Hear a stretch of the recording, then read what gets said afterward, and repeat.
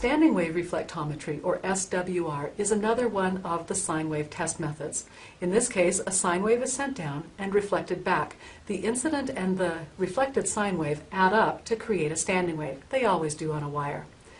The phase shift is measured by receiving the magnitude of the sine wave at the front of the line. And then, as you shift this sine wave, you actually create a pattern that allows you to tell the distance to the fault based on the magnitude of the standing wave for all the different frequencies that you detect. The challenge with standing wave reflectometry is that you're actually having to measure the magnitude of a sine wave that is relatively high frequency, so you're needing to use electronics that allow you to do that. Thus, it's probably a more expensive test system than frequency domain reflectometry or mixed signal reflectometry, and like all sine wave methods, it is limited to locating dead faults, hard faults, opens or shorts, on dead wires that don't have signals on them. It also can't be used in highly noisy environments.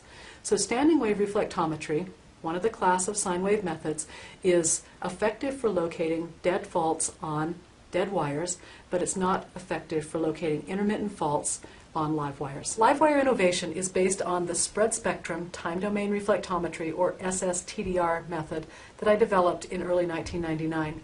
This method is ideal. It's the best method that I have found for locating intermittent faults on live electrical cables in realistic aircraft environments.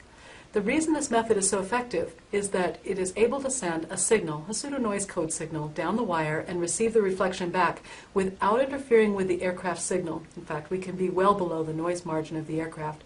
And in addition, the aircraft does not interfere with us.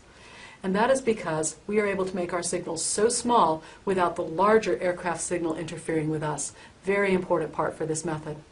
Although this method was designed, I designed it, for locating intermittent faults on live electrical wires, it also ends up being an extremely efficient and effective and sensitive method for locating dead faults on the ground as well.